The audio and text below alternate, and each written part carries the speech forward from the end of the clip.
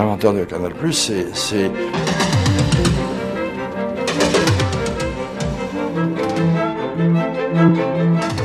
Donc l'idée, en effet, d'une télévision à péage, dans un premier temps, m'a choqué.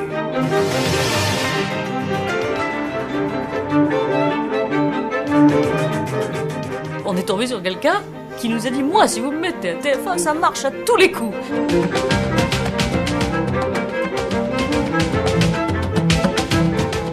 Il prétend que j'avais voulu avoir au moins 50%.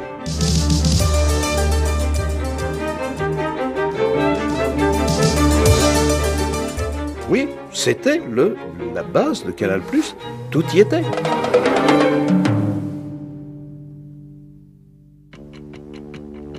Dans quelques secondes, vous allez connaître le nom du président de la République. 5, 4, 3, 2, 1.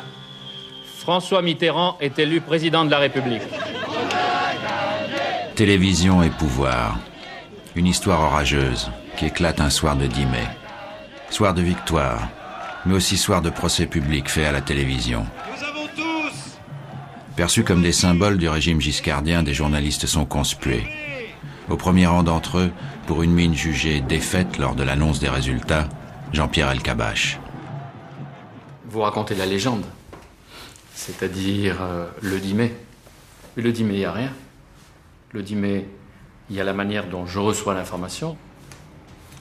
Il y avait Moujotte, il y avait Jean-Marie Cavada, il y avait moi. Nous étions pris à partie ensemble. Comme si, puisque Giscard avait perdu, les équipes en place à la télévision étaient aussi les vaincus. On sortait de l'ère Giscard, au cours de laquelle il avait été usé et abusé de façon permanente de l'accès aux médias audiovisuels, spécialement à la télévision, et que finalement la classe politique considérait que dès l'instant qu'on avait une maîtrise de la télévision, pas seulement de la télévision, des radios et des télévisions, on était assuré de sa réélection. Personne ne faisait la réflexion consistant à se dire que Giscard s'en était admirablement servi pendant 7 ans et que malgré tout, il venait d'être battu à l'élection présidentielle.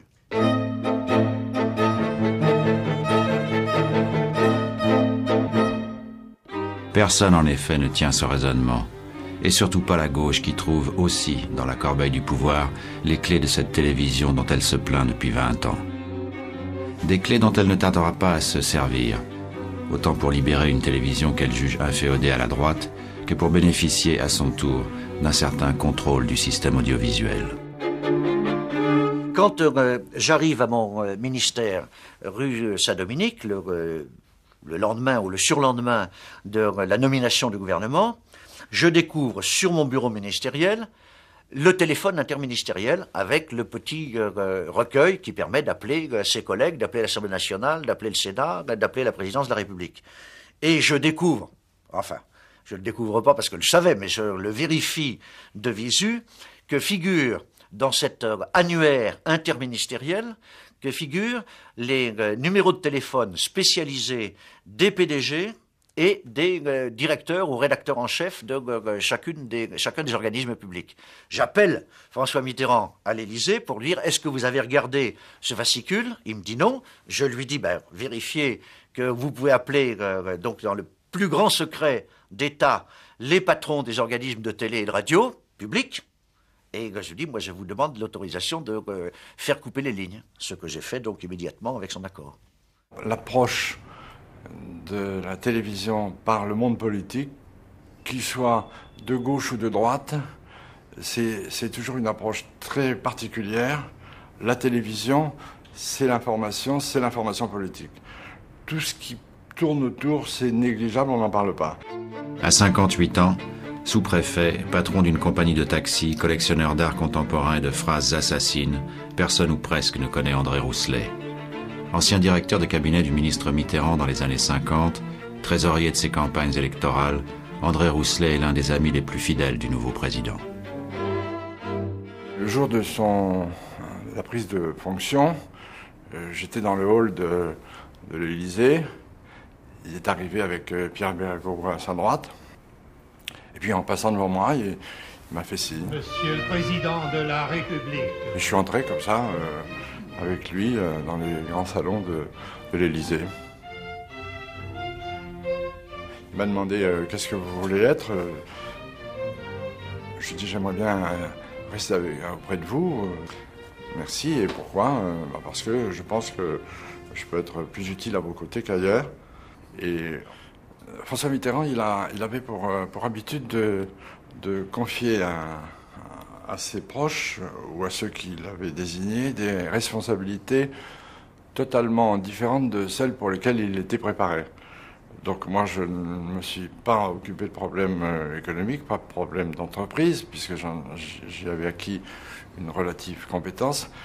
Et on m'a chargé des problèmes internes de la maison, puisque le directeur de cabinet s'occupe de la marche de la maison. Et puis on m'a chargé des problèmes de la communication, que j'ignorais complètement. Mais la meilleure façon d'apprendre une langue étrangère, c'est de l'enseigner. Donc je m'y suis fait et je suis devenu le spécialiste de la communication à l'Élysée.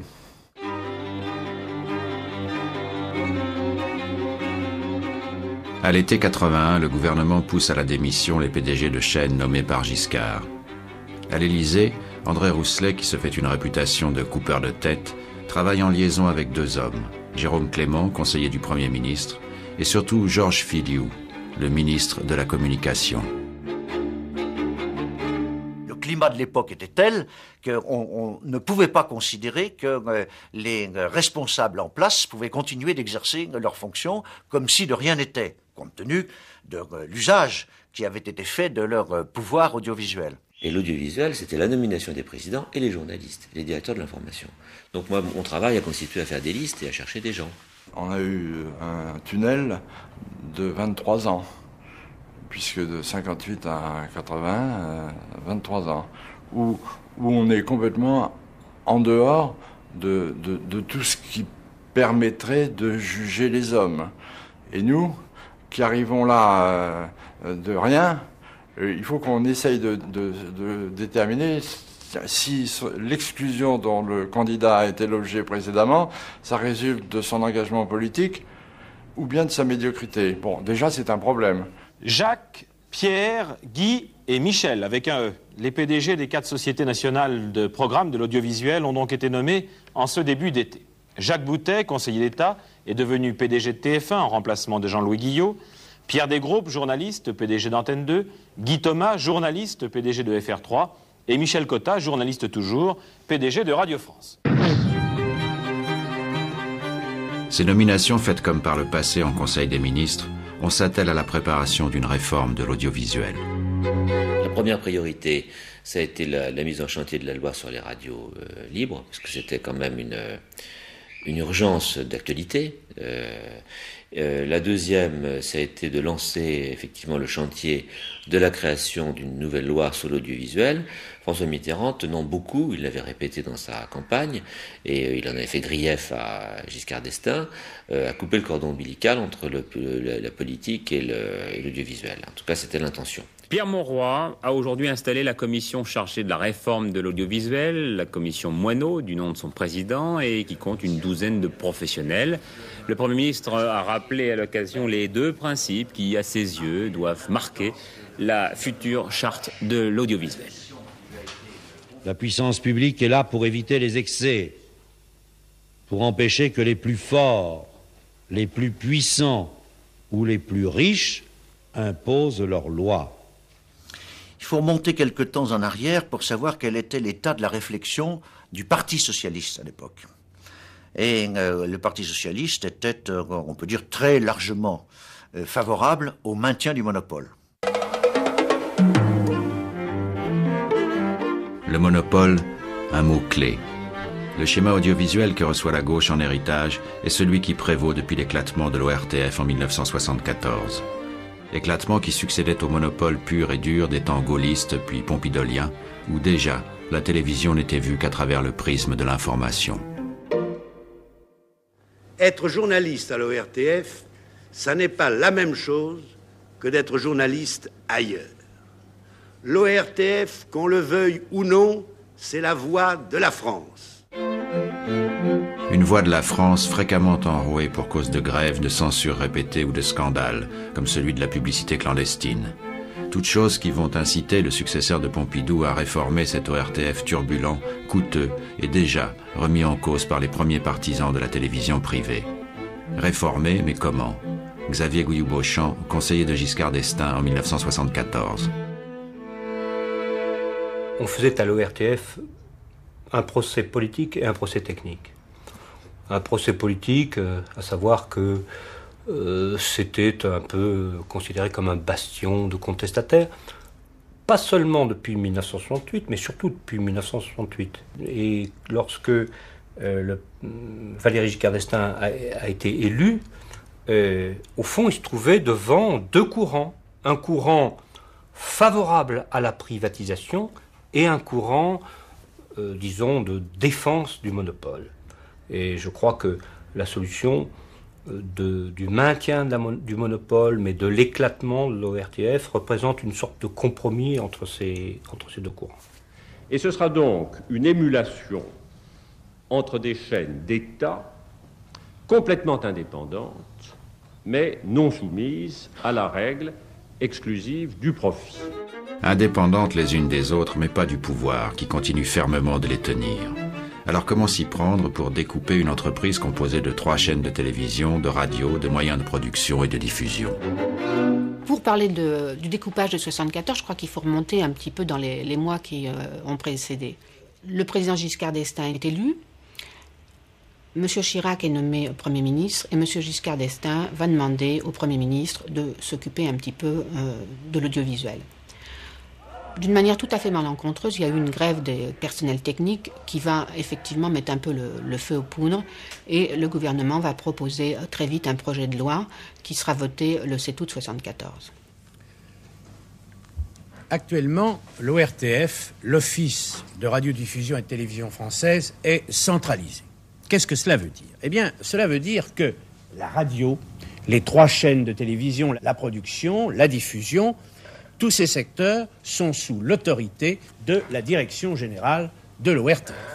Le gouvernement va proposer au Parlement de faire sauter ce chapeau ORTF et donc de supprimer cet office centralisé. Mais l'État conservera le monopole de diffusion et de programmation et les émetteurs situés sur le territoire français resteront sa propriété. Je dirais simplement en conclusion qu'il s'agit là d'un changement fondamental qui nous permettra, nous en avons la conviction, de doter notre pays d'une structure moderne, dynamique, évolutive en matière de radio et de télévision, répondant aux exigences non pas seulement d'aujourd'hui mais surtout de demain, et qui permettra à la France d'avoir une télévision libre et dont le niveau culturel et le niveau d'intérêt pour les téléspectateurs sera incontestable. Alors, je dois dire qu'il y a une immense partie de Monopoly s'est engagée. Très vite, il va y avoir une répartition des personnels. Et ça va être extrêmement compliqué quand on va descendre dans le détail. Et j'ai vu à la Maison de la Radio des choses assez étonnantes.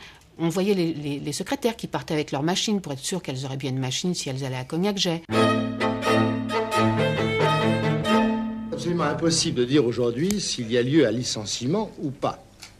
Ce qu'on constate pour l'instant, c'est qu'il y a lieu à déficit. Pour répondre plus précisément à la question, il n'y aura pas licenciement collectif et réembauchage.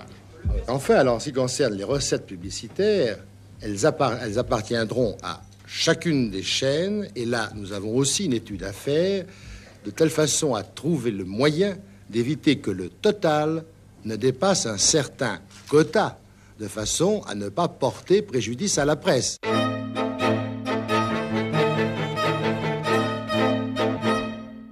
Il n'y aura donc pas de chaîne privée.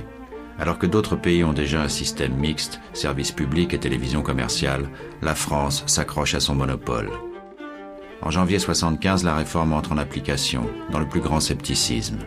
Le pouvoir désigne 7 PDG au lieu d'un. Déclarées concurrentes par la loi, les chaînes toutes publiques et alimentées par la redevance vont se livrer à une course à l'audience et aux recettes publicitaires. Politiquement plus libre qu'au temps de sa préhistoire gaulienne, la télévision française n'en demeure pas moins sous Giscard, hautement surveillée par les gouvernements Chirac puis Barre.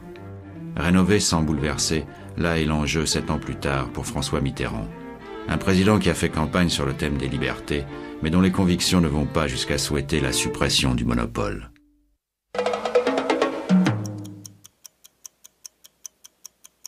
Un nouveau projet de loi, quelques 500 amendements, dont 120 approuvés en commission spéciale.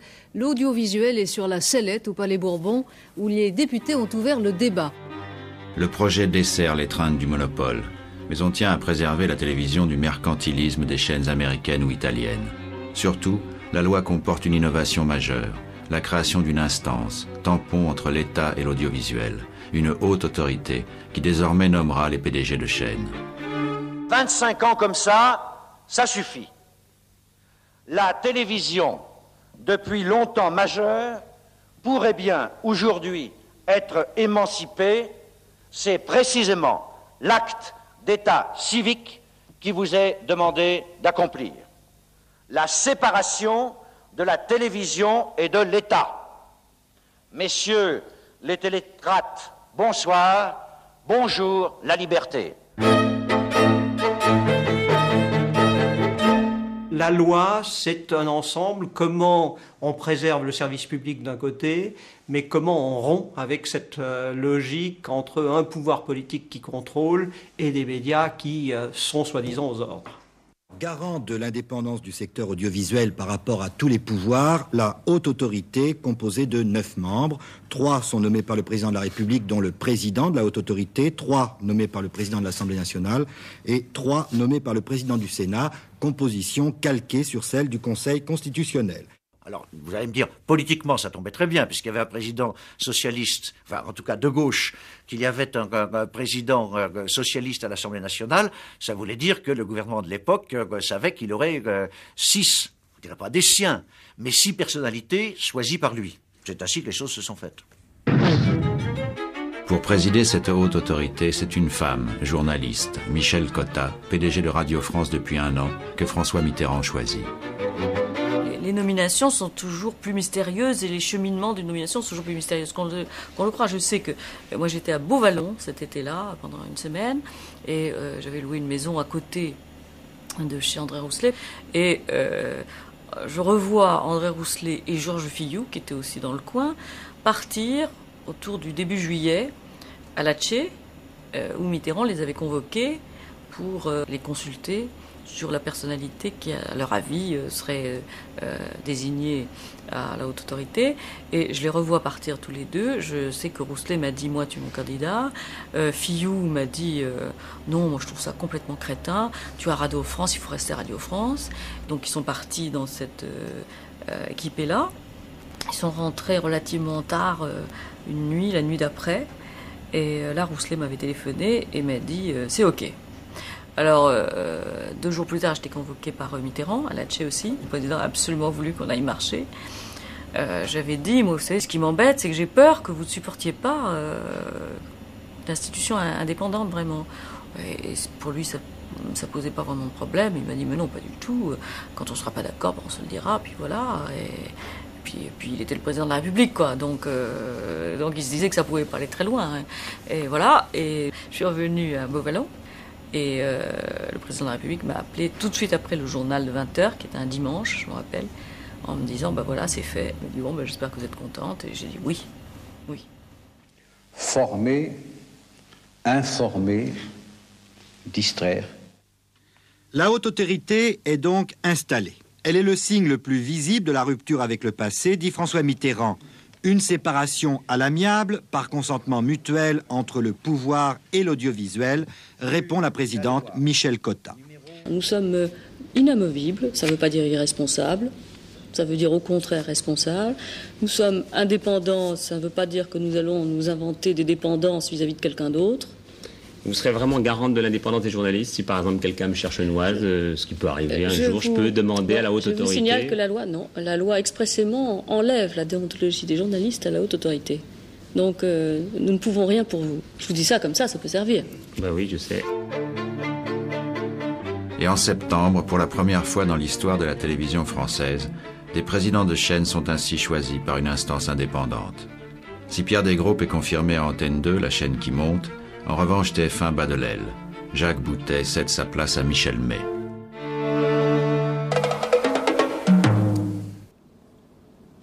La création de nouvelles chaînes échappe à la haute autorité. Ce privilège revient et reviendra souvent au chef de l'État. En juin 82, au détour d'une conférence de presse, François Mitterrand crée la surprise. Les projets, déjà, est retenu celui d'une 4e chaîne qui sera incessamment mise en œuvre. Cela ne nécessitera aucune charge fiscale supplémentaire. Il s'agirait donc d'une télévision privée ? La télévision privée, il y a des années qu'un homme y songe. Un homme d'affaires, ancien résistant, passionné par les médias et la publicité, Jean Friedman. Son histoire débouchera un jour sur la création de Canal+. Dès les années 60, Friedman veut lancer la télévision commerciale en France. Sans succès. En 1974, l'éclatement de l'ORTF a fermé les portes au privé. Mais Friedman ne renonce pas. En 1978, il pense avoir trouvé le moyen de contourner l'obstacle, diffuser des programmes cryptés dans les nombreux temps morts des chaînes publiques. Et il y avait donc une place considérable qui n'était pas utilisée, mais qui était utilisée simplement pour faire une mire, diffusée par TDF. Donc mon idée était de dire, je vous loue les emplacements entre 7h et 9h du matin, je diffuse les programmes qui ne sont pas des programmes publicitaires, qui sont des programmes de communication des entreprises vers leurs employés, leurs revendeurs, leurs actionnaires éventuellement, etc. Et tout le monde y trouve son compte. À partir de ce moment-là, je commence à faire deux choses, à organiser une société, c'est-à-dire un actionnariat, etc., et d'autre part à faire une équipe autour de moi. Cette société, TVCS, aura pour principal partenaire le groupe Havas, dirigé par Yves Canac, un homme proche du président Giscard d'Estaing qui suivra le déroulement de ce projet. Quant à l'équipe, sous la présidence de Jean Marin, elle rassemble Pierre Sabag et un jeune directeur d'Europe 1, Frédéric Chaput. Et je me souviens un jour, donc Jean Friedman et Jacques Abergel, deux amis de toujours, m'ont donc proposé de m'intéresser à TVCS, qui signifie Télévision, Communication, Service. J'allais assez souvent en Amérique et j'étais très impressionné par le développement de ce qu'on appelait la pay TV, c'est-à-dire la télévision à péage, qui était cryptée. Mais je ne connaissais pas du tout l'aspect technique, le problème du codage, du décodage, qu'est-ce que ça entraînait, etc. Je ne suis pas du tout technicien, je n'ai pas un esprit technique très aigu, c'est le moins qu'on puisse dire. Et Chaput, lui, est très pigeard. Alors, je suis parti à New York, c'était en 78, comme régulièrement. Et là, j'ai demandé à rencontrer un homme qui s'appelle Paul Kagan, qui est le responsable donc d'une Pay TV Newsletter, d'une lettre d'information sur la télévision à péage.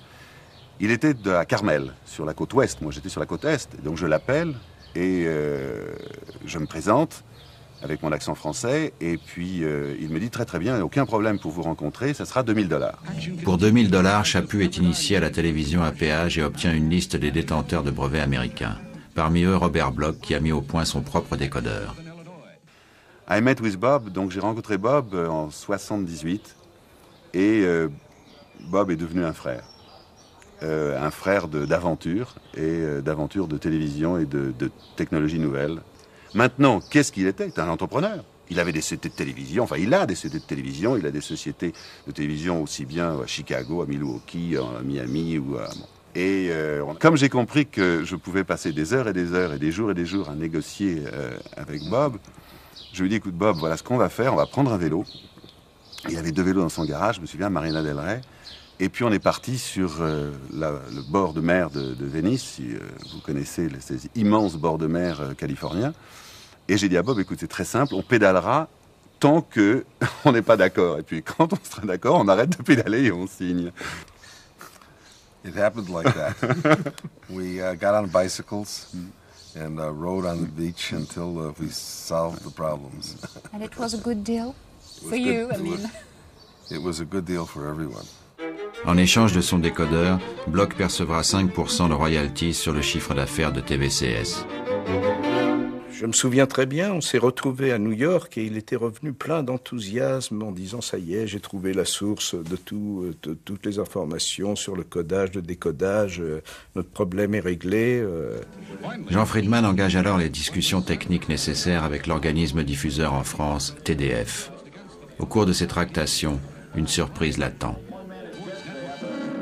Oui, un jour, je vais chez TDF et on a eu une conversation absolument extraordinaire. Il y avait le directeur général Rémy, je crois, et Rémy dit, vous savez, on a l'ancien réseau, 819 lignes, que nous avons modernisé, il émet en couleur, il reste 50 ou 60 000 postes anciens, mais ils vont disparaître, et donc nous avons la possibilité d'avoir une chaîne qui ne couvre pas 100% du pays, mais 50 ou 60%, et qu'on pourrait pousser jusqu'à 100%.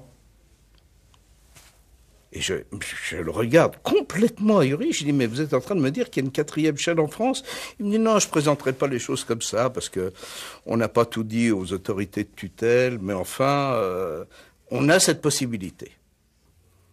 Brusquement, révélation extraordinaire, premièrement, il y a une 4e chaîne en France, et deuxièmement, les autorités ne la connaissent pas. Ça me paraît tout à fait extravagant. C'était vrai. C'était vrai, et c'est devenu la 4e chaîne. Il est un peu tôt pour parler d'une 4e chaîne. Il ne s'agit que d'un réseau, celui sur lequel TF1 continue d'être diffusé en noir et blanc, mais pour une poignée de téléspectateurs. Nous sommes en 1980. Jean Friedman y voit une formidable opportunité. Les choses avancent. Les choses avancent. Alors là, très vite, on devient pressé en ayant pratiquement la certitude qu'on est à la tête d'une entreprise énorme qui va être la 4e chaîne, qui va être codée. On commence à préparer et la partie communication des entreprises, mais aussi la partie programme. Donc, je vais sans arrêt en Amérique. Chaput fait l'aller-retour en permanence. Et en quelques mois après, Canac me dit, écoutez, j'ai plutôt une mauvaise nouvelle. Le président ne veut pas de vague avec les journaux. Avant, dans la campagne, dans un an, nous serons en campagne électorale. Je ne sais pas si le président se présentera ou pas, mais en tout cas, il veut se ménager toutes les possibilités. Donc, considérez que le projet est gelé jusqu'au lendemain des élections. Au revoir. Mais avec la défaite de Giscard, le projet Friedman paraît gelé une fois pour toutes. Le lancement d'une nouvelle chaîne ne figure pas en 81 dans les priorités de la gauche victorieuse. À tel point que lorsqu'une fuite dans la presse révèle en septembre 81 que TDF élabore en secret un projet de 4e chaîne consacré au cinéma, c'est un tollé. TDF avait dans ses cartons un projet de chaîne cinéma dès ce moment-là. Il y a un débat qui s'ouvre au sein du gouvernement, et là encore, il y a refus à ce moment-là de le faire, en se disant on réserve ce choix pour plus tard. Une chaîne purement cinéma est une chaîne qui serait limitée aux couches les plus aisées de la population. Ce choix n'est pas fait à ce moment-là, pensant que c'est contraire à la démocratie et à la logique populaire de la gauche. Balayée d'un revers de main, la 4e chaîne va renaître là où on ne l'attend pas, au siège du puissant groupe publicitaire Havas, avec un nouveau PDG, Pierre Nicolaï. Une poignée de jeunes recrues compose la direction du développement, autour de Léo Cher, Jacques Driancourt, Antoine Lefébure. Ils n'ont qu'une ambition, faire évoluer Havas sur le terrain de l'audiovisuel. Havas, c'est une boîte qui fait de la pub et qui fait du tourisme. Alors on commence à parler d'audiovisuel, on parle de cinéma, on parle de télévision. Le conseil d'administration est mort de rire. C'est la récréation du moment, personne n'y croit. Enfin, c'est les lubies. Mais le nouveau président, Nicolaï, ça l'intéresse, parce que lui, de toute façon, il connaissait pas la publicité, donc il connaissait pas non plus la télé. Mais au moins, c'était quelque chose de nouveau sur lequel il pouvait mettre un petit peu son empreinte. Donc Nicolaï nous dit, bah oui, étudiez un peu tout ça, les nouveaux médias, la télé, le cinéma. Et là, on retrouve, mais vraiment dans les dossiers, dans les tiroirs, avec quelques personnes, on retrouve un vieux dossier qui avait été monté par Friedman de manière assez intelligente, qui était d'acheter du temps d'antenne sur les 3 chaînes, et avec ce temps d'antenne, de faire une espèce de 4e chaîne qui n'avouait pas son nom avec des décodeurs. Léo Cher et son équipe s'enthousiasment pour le dossier TVCS. Mais ce sera sans Jean Friedman, qui a commis l'erreur d'inviter Giscard après sa défaite en mai à venir se reposer dans un ranch qu'il possède au Canada. La presse fait état de ce séjour au Canada de Valéry Giscard d'Estaing et je reçois un coup de téléphone de Léo Cher, que je ne connaissais pas d'ailleurs, me demandant de venir voir le nouveau président d'Havas, qui était M. Pierre Nicolai. Et il dit, donc, j'ai appris, vous êtes le conseiller du président d'Havas, vous avez une lettre d'engagement, pas de contrat, n'est-ce pas? Il prend un aspect très juridique tout de suite. Je dis oui, bon. Puis nous avons une société en commun, absolument. C'est un projet, on va jeter un coup d'œil, je ne sais pas ce qu'il vaut, mais en tout cas, me dit-il, il y a une chose que je tiens à vous dire tout de suite, c'est que le président que je suis ne peut pas garder comme conseiller quelqu'un qui est l'ami de l'ancien président de la République. J'étais ébahi et extraordinairement choqué par cette déclaration. Le président que je suis ne peut pas garder comme conseiller. Et je dis bien, Monsieur le Président, alors que voulez-vous? Eh ben, j'aimerais que vous nous rédigiez une lettre de démission. Je lui dis tout de suite. Tout de suite. Et je lui dis, nous en avons terminé? Il dit, non, vous détenez les actions de la société TVCS et nous voudrions les reprendre. Eh bien, je lui dis qu'à cela ne tienne. Je suis tout à fait prêt également. Il dit, bon, ben, Léo Cher préparera un projet de cession et il vous l'enverra. Et il a préparé le projet de cession, je l'ai signé sans le regarder et je l'aurais renvoyé. Ce jour-là, à cette minute-là, vous avez renoncé à un projet de télévision APA Absolument. Qui va devenir un jour Canal+. Oui, c'était la base de Canal+. Et les éléments de son dossier ont été repris. On a repris aussi son responsable technique qui s'appelait Chaput, qui connaissait bien les histoires de décodeurs. Et on a développé notre propre version d'une télévision à péage. Exit Jean Friedman. Mais au cours des mois qui suivent, dans le plus grand secret, l'équipe du développement relance études et voyages pour la création d'une 4e chaîne. C'est un projet qui est tellement choquant, même dans la mentalité socialiste. Faut voir que ça se passe en 81-82. Il faut se souvenir de l'ambiance. Si ça se sait, ça va être bloqué. Donc, on garde secret, véritablement, pendant 6 mois, le travail qui nous est commandé par Pierre Nicolai, et on fonce. C'est alors que le pouvoir, qui en a refusé l'idée 6 mois plus tôt, décide que l'ancien réseau de TF1 ne peut rester vacant plus longtemps. Le principe d'une 4e chaîne est retenu, autant pour compenser les effets de la rigueur qui s'annonce, que pour satisfaire une demande précise. À l'époque, il y avait 3 chaînes de télévision, et la gauche, toujours généreuse, voulait en offrir une 4e aux Français. La seule idée, c'est de dire il faut une télévision de plus. Ça fera plaisir aux Français. L'idée qu'on avait était celle qui était d'avant 80, c'est-à-dire de créer une chaîne culturelle, éducative d'ailleurs. Malheureusement, la conjoncture économique, puisqu'on était dans l'année 82 et déjà on voyait bien que les choses n'allaient pas bien, a rendu cette vision assez difficile. Et on m'a dit, mais comment on va la financer, cette chaîne éducative?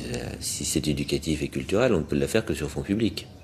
Donc, les budgétaires qui avaient repris du poil de la bête commençaient à dire, ça suffit, on a assez dépensé comme ça, c'est bien gentil, la retraite à 60 ans, la 5e semaine de congés payés, les avancées sociales, tout ça c'est bien, mais enfin, si on continue comme ça, on va attendre le gouffre.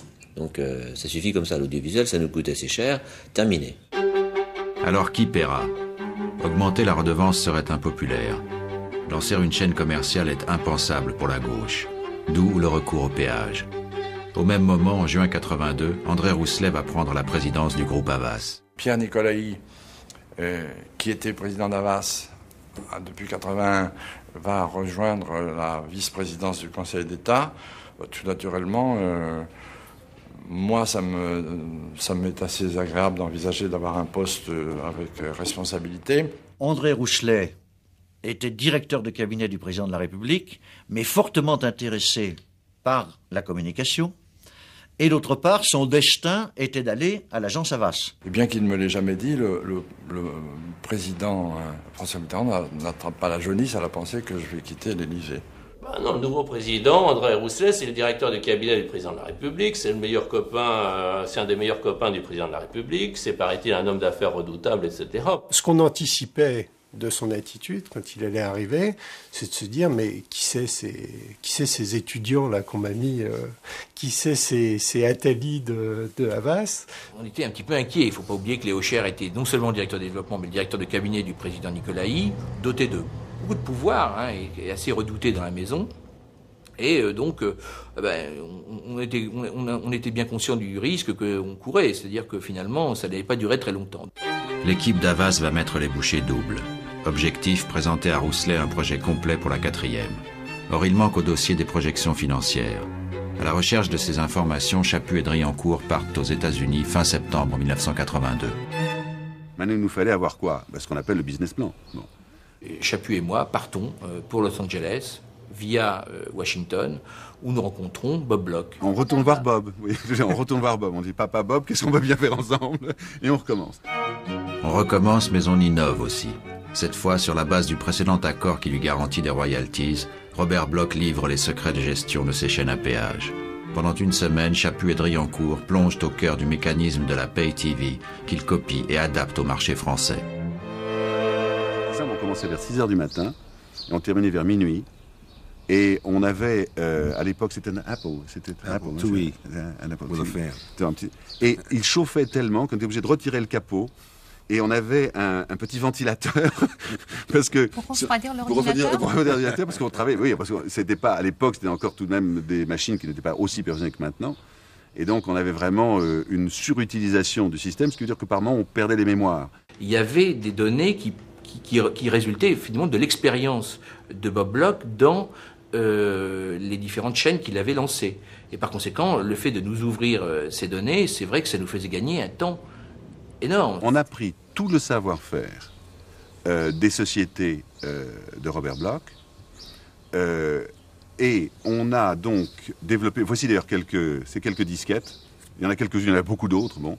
Et ces disquettes-là sont les disquettes qui ont été faites donc en 82 pour le développement du business plan de Canal, qui à l'époque s'appelait Canal 4. On avait l'impression qu'effectivement, ils nous ouvraient absolument tout et qu'ils n'avaient aucun secret pour nous et qu'ils étaient vraiment très coopératifs.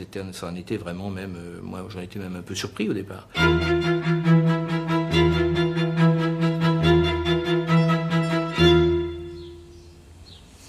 What were you expecting in return?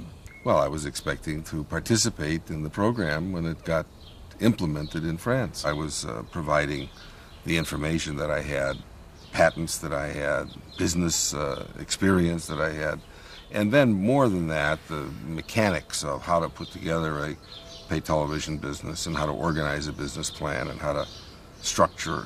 C'est-à-dire qu'on va aux États-Unis, on fait un peu ce qu'on appellerait aujourd'hui d'espionnage industriel, on essaye de retrouver des programmes de gestion des abonnés, on étudie, on espionne toutes les expériences qui peuvent être déplacées des États-Unis vers la France, de façon à ce que le jour où André Rousselet arrive, avec son image de président fort, de personnalité forte, d'autocrate, qu'on puisse lui présenter un dossier qui ait un sens.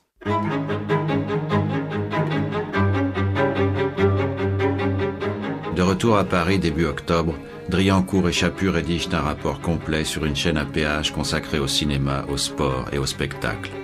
Mais à Havas, les jours de la direction du développement paraissent comptés.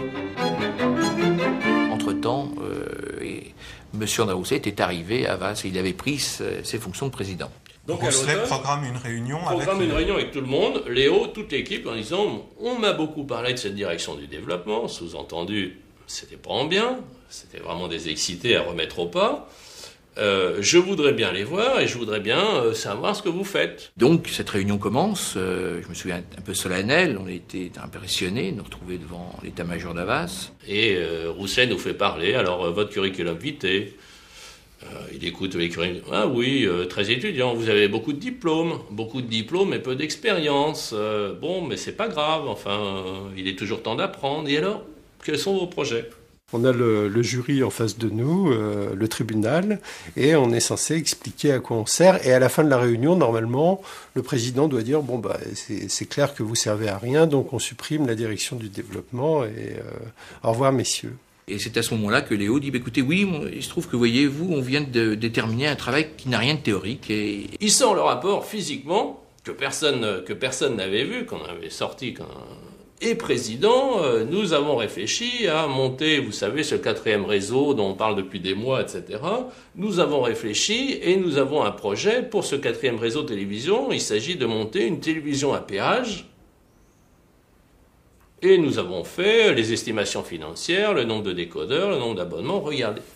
Alors ça crée une surprise parce que personne n'était au courant. Personne ne sait que quelqu'un dans notre société a travaillé sur un projet de 4e chaîne. C'est dommage qu'on n'ait pas pu filmer ça parce qu'il y avait vraiment un suspense extraordinaire et tout le monde s'est retourné vers Rousselet attendant qu'il referme ça et qu'il dise bon, c'est pas pour nous. Et à un moment, il regarde une courbe qui était la courbe d'augmentation des bénéfices. Et il s'arrête sur cette courbe et il dit « Ah, ça c'est très intéressant. » Et je vais voir ça de près. Il a pris ce dossier et il ne l'a jamais relâché. C'est-à-dire que de ce jour-là, il a découvert ce qu'il allait faire à Havas. Ce qu'il allait faire à Havas, parce qu'à Havas, il était de gauche, tout le monde était de droite. Il connaissait rien à la publicité. Il connaissait rien au tourisme. Donc il n'avait rien à faire à Havas. Sa marge de manœuvre était égale à 0. Et il trouvait un dossier qui était un dossier de télévision. Ah, la télévision, lui, il adorait les médias, il avait fait des journaux, etc. Donc c'était un média. C'était une télévision à péage. Donc une télévision à péage, ressources autonomes. Pas de publicité. Donc il avait besoin de rien demander à Havas. Et le paradoxe l'amusait. Le premier groupe publicitaire français qui allait monter une télévision sans publicité. Des conflits avec personne, ni avec les annonceurs, etc. Et un projet qui pouvait se monter sans personne du groupe. Personne du groupe n'y connaissant rien, sauf la petite équipe qui était là, pour laquelle il n'avait pas d'antipathie particulière. Donc, ça sera mon projet. Moi, j'arrive là-dessus. Et comme j'ai un peu le goût de ce qui est innovant et l'entreprise, je dis voilà une excellente occasion de ne pas s'ennuyer à Havas. Cette réunion constitue l'acte de naissance officieux de Canal+. André Rousselet va peser de tout son poids personnel et politique pour que ce projet devienne réalité. L'équipe de Léo Cher continue de travailler, mais André Rousselet va faire appel à des hommes nouveaux, notamment Marc Tessier, directeur financier d'Havas. Début 83, le gouvernement écarte l'hypothèse d'une chaîne culturelle prônée par certains et confie officiellement au groupe Havas la mission de lancer la 4e chaîne.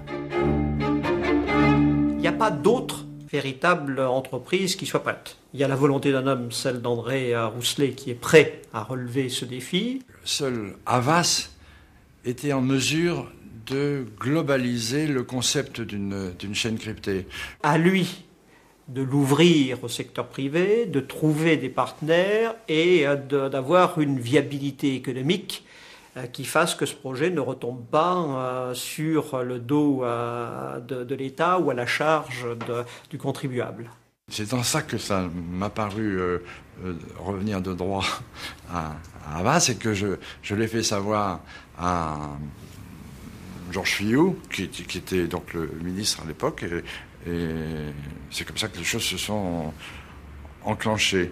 On se dit que quitte à ce que soit une opération juridiquement privée, c'est quand même mieux que le principal actionnaire soit quelqu'un avec lequel on est en relation amicale et confiante. En clair, autant confier la chaîne au groupe Ami qui s'en est déjà saisi. Mais la perspective d'une télévision payante à gauche comme à droite fait grincer des dents. Je me souviens d'une discussion difficile, dure, avec le bureau exécutif du Parti socialiste, avec le groupe socialiste à l'Assemblée nationale, où l'argument était, mais nous socialistes, nous n'allons quand même pas faire une chaîne pour les riches. Donc l'idée, en effet, d'une télévision à péage, dans un premier temps, m'a choqué, m'a heurté, et je l'ai dit. Et puis, chemin faisant, je me suis aperçu qu'il n'était pas si mal, que d'une certaine manière, chacun aussi apprenne un peu à payer le prix de ce qu'il veut voir ou lire. On paye les livres, on paye les journaux, on paye la place de cinéma. Et je crois qu'il y a quelque chose presque de pédagogique dans le fait de payer un peu le prix de son plaisir. Si bien que moi je me suis trouvé entre deux feux. La droite qui naturellement combattait le principe par principe, et d'autre part la gauche qui disait c'est pas ce qu'il faut faire, c'est pas à nous. Voilà. Souvenez-vous de l'état d'esprit de l'époque, c'était quand même au moment où on procédait à des nationalisations d'entreprises industrielles, bancaires ou d'assurances, et que là, on faisait donc le contraire. André Rousselet peut alors prendre son bâton de pèlerin et commencer la recherche de partenaires financiers. À l'époque, il y a peu de candidats. Nous avons une négociation assez avancée avec Hachette. Et je vois plusieurs fois monsieur Jean-Luc Lagardère. André Rousselet vient me voir à un moment où il va donc obtenir la licence de la chaîne à péage. Ce n'est pas un scoop de vous dire que André Rousselet et moi-même, nous ne sommes pas et nous n'avons jamais été les meilleurs amis de la telle. Lequel approche ce problème en vrai technicien professionnel. Et disons, l'idée est bonne, c'est vrai, mais il faut que ce soit des vrais spécialistes qui s'occupent de ça. Alors, laissez-nous être des opérationnels.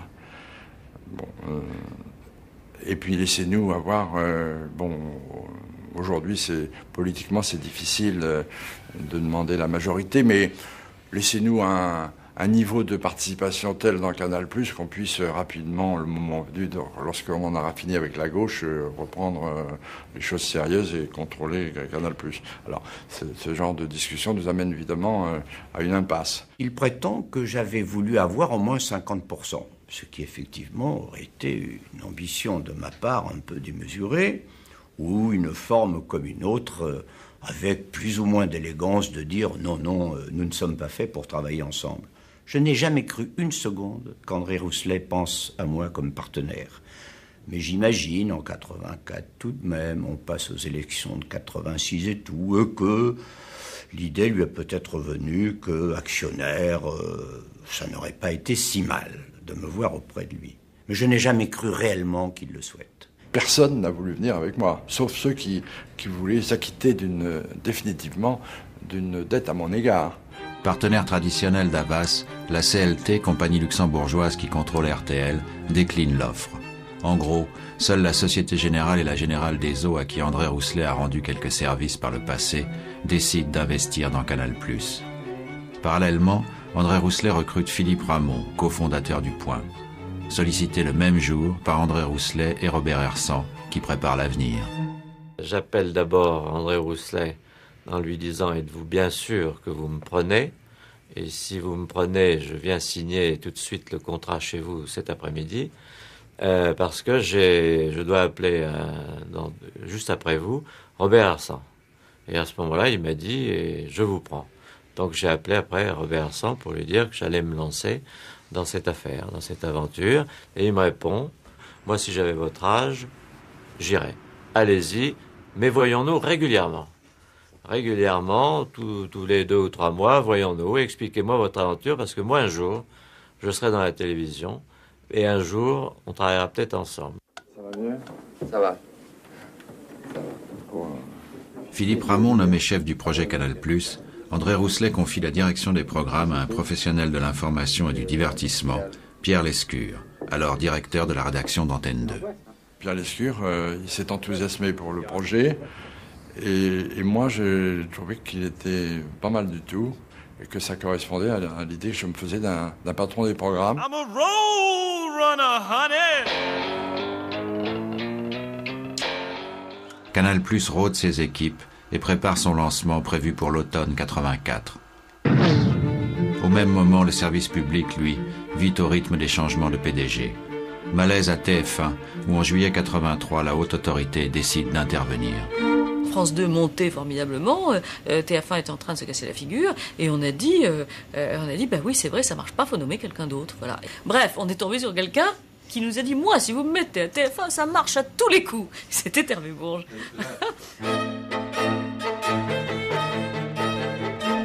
Alors, un journaliste a demandé à Hervé Bourges si sa nomination à TF1 représente pour lui une promotion ou un piège. Écoutez la réponse. C'est un honneur parce que on a pensé que j'étais susceptible d'être à la hauteur. Un cadeau un peu empoisonné parce que c'est une chaîne qui connaît des difficultés. Alors qu'est-ce que je fais ? Je fais un état des lieux. Et cet audit, je l'ai encore aujourd'hui, était un audit terrifiant. Montrer qu'il y avait une démobilisation des personnels, qu'il n'y avait plus de vrais responsables, qu'il n'y avait pas de politique de programme, qu'il n'y avait pas de politique de programmation, et puis que tout le monde était découragé. Si découragé d'ailleurs, je me souviens toujours de cette anecdote, que la responsable de l'époque des études, chaque semaine, nous montrait les résultats, et dans un grand éclat de rire disait « Antenne 2 nous a encore battus ». Et je n'ai pas supporté cet éclat de rire, je l'ai mis dehors. Dans un premier temps, l'équipe des groupes, et les groupes lui-même, est très sceptique. Très sceptique sur Hervé Bourges, en se disant on va en faire une bouchée.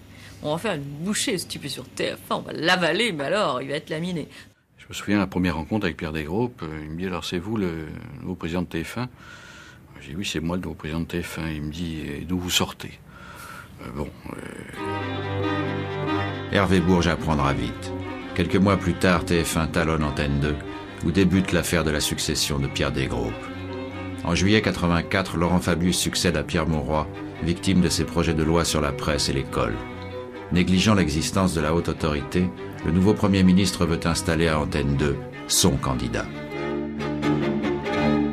Le Premier ministre qui arrive en 84 est Laurent Fabius, et il est à la veille d'élections législatives.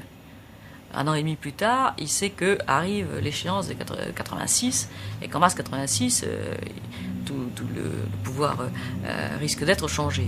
Il pense qu'il faut quand même que politiquement, la télévision soit mieux disposée avec le pouvoir. Au fond, encore une fois, c'est normal. Le seul problème, c'est que sur sa route, il y a une haute autorité qui dit « Mais pardon monsieur, mais notre mission à nous n'est pas celle-là ». J'ai été convoqué à l'hôtel Matignon et effectivement, le Premier ministre m'a dit voilà, notre candidat pour France 2, quand Pierre Desgroupes partira, ce sera Jean-Claude Héberlé. Je connaissais très bien Jean-Claude Héberlé, mais c'est vrai que je ne voyais pas le moyen de faire passer très bien le départ de Pierre Desgroupes et son remplacement, comme ça, imposé par Matignon. Finalement, Jean-Claude Héberlé est tout de même élu par la haute autorité. Je me suis abstenue, non point pour manifester une quelconque hostilité, ni même une irritation à l'égard de qui que ce soit, et naturellement pas à l'égard du président de la République, comme certains le laissent entendre, mais uniquement parce que j'avais soutenu, sans succès, une autre candidature que j'estimais plus adéquate, qui d'ailleurs n'avait rien de provocateur, et que je n'ai pas voulu changer d'avis, quelle que soit ma sympathie personnelle pour Jean-Claude Héberlé. Cette autre candidature était celle d'une femme en poste à la SFP, Jeannine Langlois-Glandier. Et effectivement, Michel Cotta m'a appelé un matin en me disant il vient d'y avoir un vote, tu es présidente de la 2, je te demande momentanément de ne pas bouger, de ne pas faire de déclaration, le temps que ça parte à l'AFP, je te rappelle. Et effectivement, une demi-heure après, elle me rappelle, me dit c'est pas possible, il y a trop de difficultés, ça sera Héberlé. J'avais reçu de la part de mes amis, de la part de mes confrères, si vous voulez, des félicitations. Et ça, je dois dire qu'à chaque fois que je recevais un bouquet de fleurs, je la trouvais un peu... je trouvais que c'était un peu dur quand même. Hein.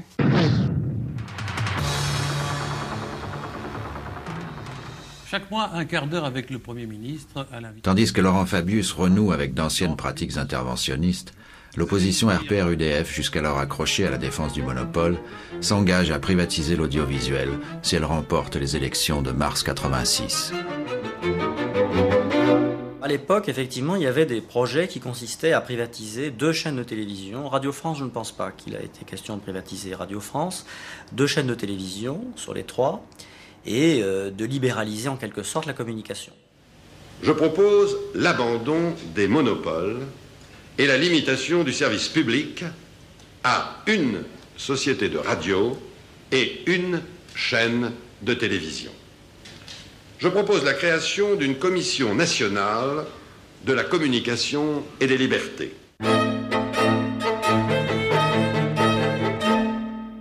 Il y avait d'abord tout l'héritage de ce courant qui avait abouti à l'éclatement de l'ORTF, qui n'avait pas abouti à la création d'une chaîne privée. Donc il y avait l'idée qu'au fond on était en retard et qu'il était normal qu'il y ait dans un pays comme le nôtre des chaînes privées. Ces perspectives ne troublent pas l'équipe qui prépare la chaîne à péage. Installé tour Olivier de Serres, Canal+ jouit d'une concession et d'un cahier des charges avantageux. Ces conditions favorables, qui plus tard feront l'objet de polémiques, sont sans doute dues à la puissance et à la volonté d'André Rousselet. Mais pas seulement. Convaincus par TDF qu'il n'existe aucun autre réseau de fréquences, les pouvoirs publics considèrent Canal comme la seule et dernière chaîne qu'il est possible de créer. Voilà pourquoi on l'a doté du maximum d'atouts. 300 personnes recrutées. Mais les pionniers du développement, eux, ont décliné l'offre. Certains vont s'éloigner. Le décodeur américain n'a pas été retenu. Frédéric Chaput et Robert Bloch s'associeront plus tard à Los Angeles. Léo Cher quitte Havas pour Publicis avec d'autres projets. Jacques Driancourt reste à Havas, tout comme Antoine Lefébure. Ils choisissent de ne pas intégrer Canal+. Canal+, c'est d'abord la jeunesse qui frappe, Alexandre Duchamp. Oui, ce qui frappe, c'est la jeunesse, une équipe qui forme déjà une famille. Le passage d'un dossier à la réalité d'une chaîne attractive, c'est Pierre Lescure et ses complices qui vont l'assurer.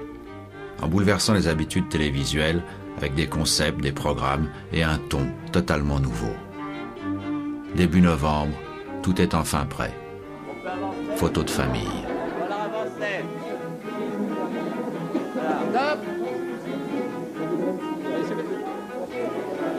Voilà. Canal+, ce sont aussi des couleurs partout sur les murs ou dans la moquette, beaucoup de couleurs, du rouge, du bleu, du jaune, du vert, pastel ou vif, couleurs qu'on retrouve dans le logo de Canal+. La sanction pour Canal+, ce ne sera pas les sondages, mais les abonnés. C'est ça. In vivo, comme plein d'expressions. Si ça marche, vous avez des abonnés. Si vous n'êtes pas bon... Exactement. Hein? Exactement. Donc il y a l'exigence d'être bon. Il y a la certitude d'être bon. Hier soir, un rush de 14 000 appels par heure au centre d'accueil téléphonique de Canal+. Des abonnés et des dépositaires spécialisés qui veulent savoir si tout sera prêt demain. 186 000 abonnements, chiffre pratiquement conforme aux prévisions. Il y a 186 000 abonnés, c'est une réussite exceptionnelle. Moi, j'étais allé aux États-Unis avant, quand j'avais dit que je visais 200 000 abonnés en novembre, et ces 200 000, nous avons eu exactement le 10 novembre. Les Américains m'avaient dit, ça, c'est pas possible. Mais à la veille du lancement, ce résultat passe inaperçu. Le scepticisme est de rigueur sur l'entreprise Canal+. Déjà, les critiques fusent, en ville comme dans la presse, sur la personne d'André Rousselet. C'est vrai que ça ne facilite pas les choses, hein, que vous ayez Rousselet comme président, je reconnais. Mais je m'en rends compte. Hein. Pour l'instant, on n'a pas d'autre solution. Hein? Oui, donnez un peu de patience. mais ils me font le procès à la fois d'avoir au Parti socialiste que des adversaires, puisqu'ils me font dire ce matin dans le Parisien libéré, si tous mes ennemis du Parti socialiste étaient inscrits à Canal+, j'aurais pas de problème commercial. Et d'être la chaîne de télévision du pouvoir. Il y a une petite contradiction. Bon, allez. Et le matin où vous appuyez sur le bouton, vous pensez à quoi? Je pense que je suis intimidé, oui. Et puis, curieusement, je n'ai rien préparé. J'aurais pu apprendre par cœur, mais les mots étaient tellement simples que j'estimais que je n'avais pas à le préparer. Mais enfin, j'étais quand même très impressionné. D'abord, c'était la première fois que j'inaugurais une chaîne de télévision. Hein. Il est 8h, 4 novembre, ouverture de l'antenne de Canal+. Le président de Canal+, au nom de toute l'équipe, souhaite la bienvenue à ceux qui sont devant leur poste de télévision. Le baptême de Canal+ ponctue la première moitié du septennat. Avec 3 chaînes publiques et une à péage, l'audiovisuel français paraît équilibré. Pas pour longtemps. Les échéances politiques menacent tout l'édifice. La gauche sait qu'elle perdra les prochaines élections. La droite affûte ses projets de privatisation. Mais secrètement, François Mitterrand s'apprête à lui couper l'herbe sous le pied. Il va remettre en question toute l'économie du système, en décidant, seul, la création de plusieurs chaînes privées. Champagne, mais d'ici demain, Canal+ sera donné pour morte. Poignardé, se dira André Rousselet, par un ami président. Beaucoup de monde au-dessus du berceau, mais peu se doutent que sous la fête couvre l'éruption d'un nouveau paysage audiovisuel. L'arrivée en force de chaînes commerciales, la privatisation de la première chaîne publique, et l'entrée en scène de nouveaux acteurs qui se nommeront Bouygues, Hersant, Maxwell, Berlusconi, va tout bouleverser.